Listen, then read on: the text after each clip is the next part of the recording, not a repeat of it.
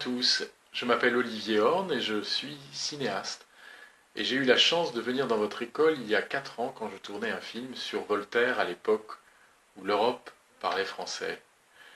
Je salue au passage Olga, les professeurs et vous tous les élèves de cette belle école et qui perpétuez une tradition du français qui est géniale.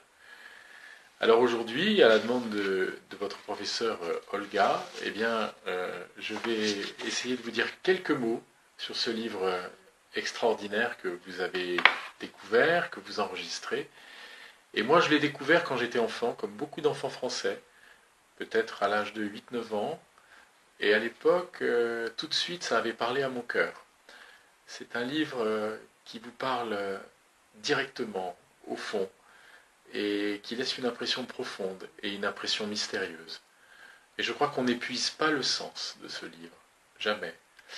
Et je vois par exemple aujourd'hui mon fils Danilo, qui a lu pour vous aussi un extrait, qui vient de lire ce livre, a été émerveillé, de la même manière que vous sans doute et que moi quand j'avais son âge.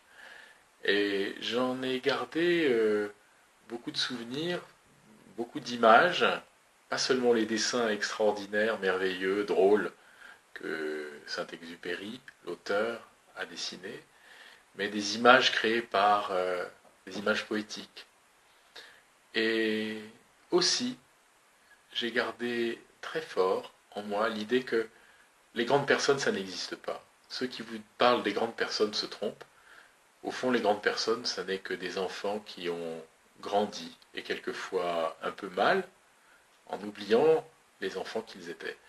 Alors je vous souhaite une belle réussite, je vous souhaite cette entreprise-là, et j'espère que je pourrai entendre le résultat de tous ces enregistrements, et j'espère aussi revenir un jour vous voir.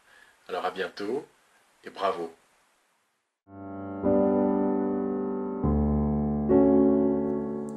La 5e planète était très curieuse. C'était la plus petite de toutes.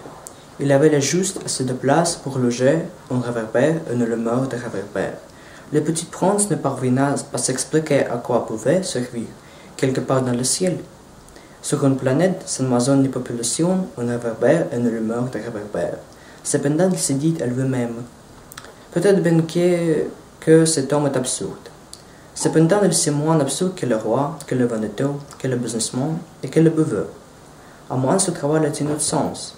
Quand il allume son réverbère, c'est comme s'il faisait naître une étoile de plus, ou une fleur. Quand il éteint son réverbère, ça endort la fleur ou l'étoile. C'est une composition très jolie. C'est véritablement utile plus que c'est joli. Lorsqu'il aborda la planète respectueusement, la lumière, « Bonjour, viens-tu d'éteindre ton réverbère ?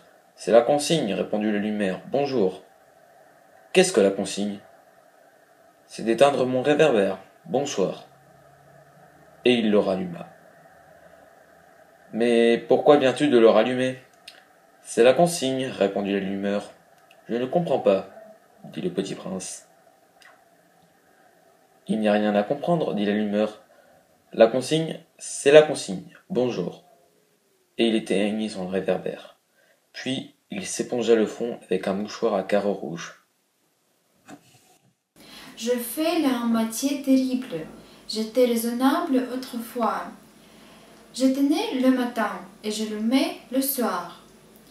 J'avais le reste du jour pour me reposer et le reste de la nuit pour dormir. Et depuis cette époque, la consigne a changé ? La consigne n'est pas changée, dit le lumeur. C'est bien le drame. La planète d'année en année a tourné de plus en plus vite et la consigne n'est pas changée.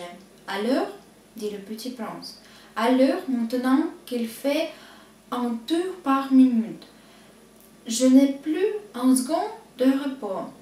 J'allume et j'éteins une fois par minute.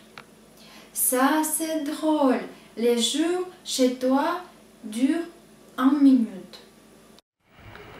Ce n'est pas drôle du tout, dit la lumière. Ça fait déjà un mois que nous parlons ensemble.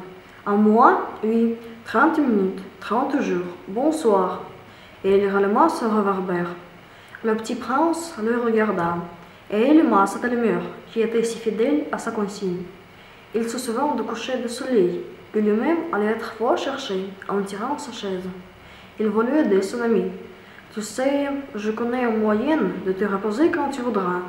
Je vais toujours, dit l'allumeur, car on peut être à la fois fidèle et paresseux. Le petit prince poursuivit. Ta planète est tellement petite que tu en fais le tour en 3 enjambées. Tu n'as qu'à marcher lentement pour rester toujours au soleil.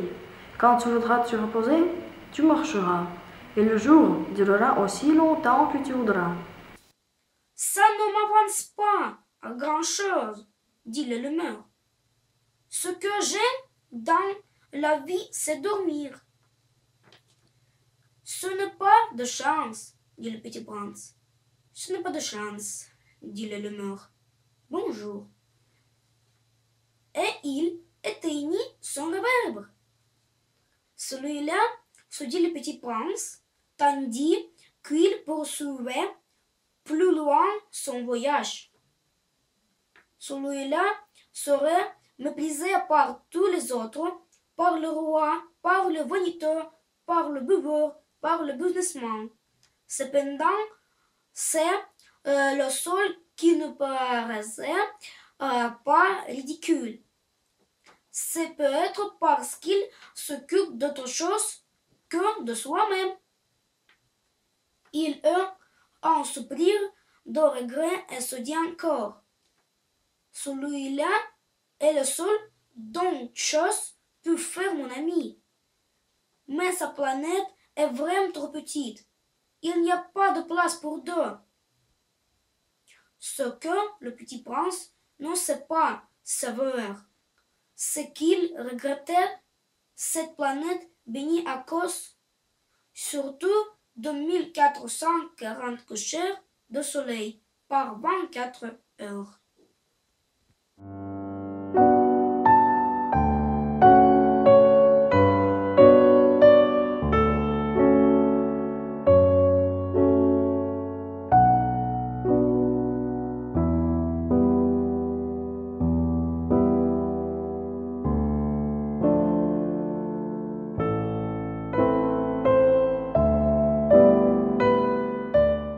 La 6e planète était une planète 10 fois plus vaste. Elle était habitée par un vieux monsieur qui écrivait d'énormes livres.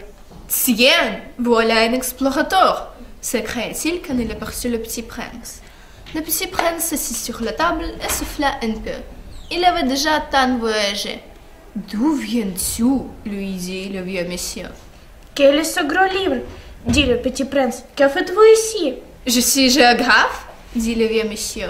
Qu'est-ce qu'un géographe? C'est un savant qui connaît où se trouvent les mers, les fleuves, les villes, les montagnes et les déserts. Ça c'est bien intéressant, dit le petit prince. Ça c'est en fait une véritable métier. Et il jeta un coup d'œil autour de lui sur la planète du géographe. Il n'avait jamais vu encore une planète aussi majestueuse. Elle est bien belle, votre planète. Est-ce qu'il y a des océans? Je ne peux pas le savoir, dit le géographe. Ah, le petit prince était déçu. Et des montagnes? Je ne peux pas le savoir, dit le géographe.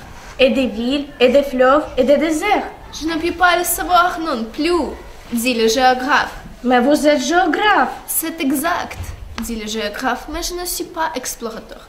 Je manque absolument d'explorateurs. Ce n'est pas le géographe qui va faire les comptes des villes, des fleuves, des montagnes, des mers, des océans et des déserts. Le géographe est trop important pour flâner. Il ne quitte pas son bureau, mais il reçoit les explorateurs. Il les interroge et il prend la note de leurs souvenirs. Et si les souvenirs de l'un d'entre eux lui paraissent intéressants, le géographe fait faire une enquête sur la moralité de l'explorateur. Pourquoi ça? Parce qu'un explorateur qui montrait entraînerait des catastrophes dans les livres de géographie. Et aussi un explorateur qui boirait trop. Pourquoi ça, fit le petit prince? Parce que les ivrognes voient double. Alors le géographe noterait 2 montagnes, là où il n'y en a qu'une seule. Je connais quelqu'un, dit le petit prince, qui serait mauvais explorateur.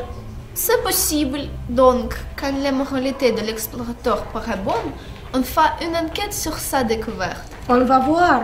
Non, c'est trop compliqué, mais on exige de l'explorateur qu'il fournisse des preuves. S'il s'agit par exemple de la découverte d'une grosse montagne, on exige qu'il en rapporte des grosses pierres.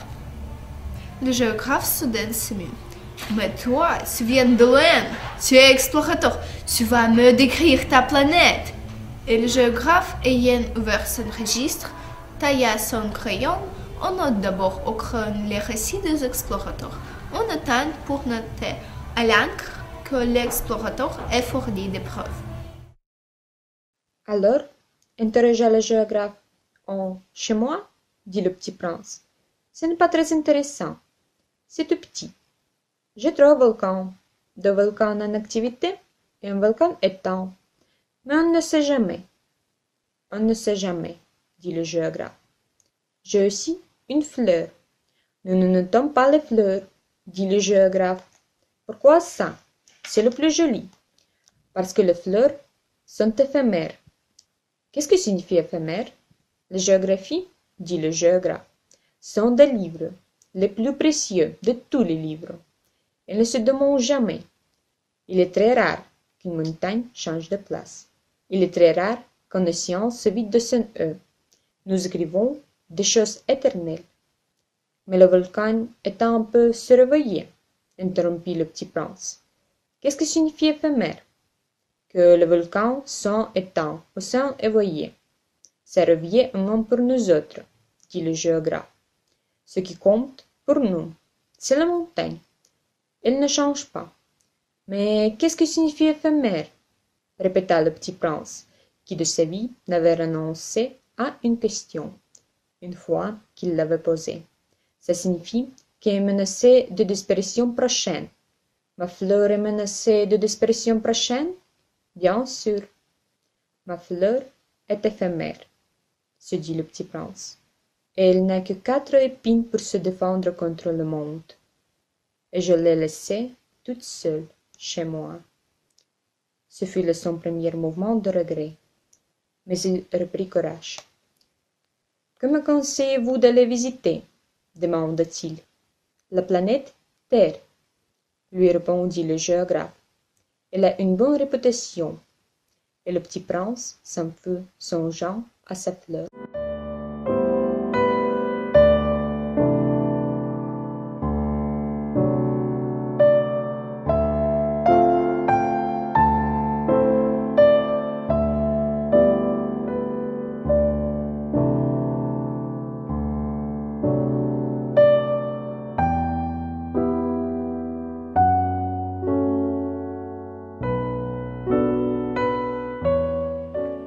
La 7e planète fut donc la Terre.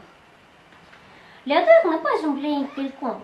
On y compte 7 endroits, en n'oubliant pas, bien sûr, les rois nègres. 7000 géographes, 900 000 businessmen, 7 millions et demi d'ivrognes, 302 milliards de grandes personnes. Pour vous donner une idée des dimensions de la Terre, je vous dirais qu'avant, l'invention de l'électricité, on devait entretenir sur l'ensemble de ces continents en véritable armée de 462 711 et le mort de Reverbère. Vu d'un peu loin, ça faisait un effet splendide. Les mouvements de cette armée étaient réglés comme ceux d'un palais d'opéra. D'abord venait le tour des Allemands de Reverbère de Russie et des Indes. Puis, ceux-ci, ayant allumé leur lampion, s'en allaient dormir. Alors venait le tour dans la danse des Allemands de Reverbère de Nouvelle-Zélande et d'Australie. Puis, et aussi, ça se commentait dans les coulisses. Alors venait le tour des Allemands de Reverbère d'Afrique et d'Europe, puis de Sud-Amérique du Sud, puis de Sud-Amérique du Nord. Et jamais ils ne se trompaient dans le leur d'entrer en scène. C'était grandiose. Seule la lumière de l'unique réverbère du pôle Nord et son confrère de l'unique réverbère du pôle Sud menait de vite oisiveté et de nonchalance. Il travaille 2 fois par an.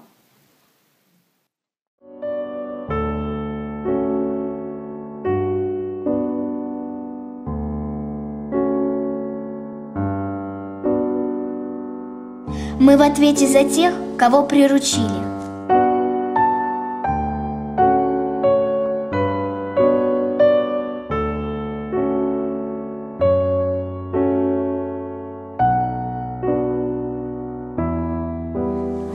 Знаешь, от чего хороша пустыня? Где-то в ней скрываются родники.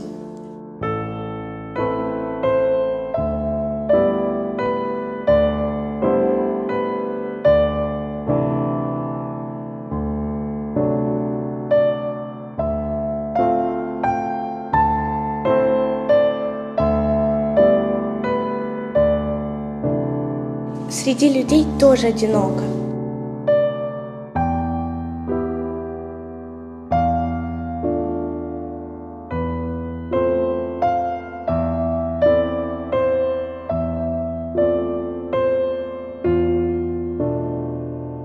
Дети должны быть очень снисходительны к взрослым.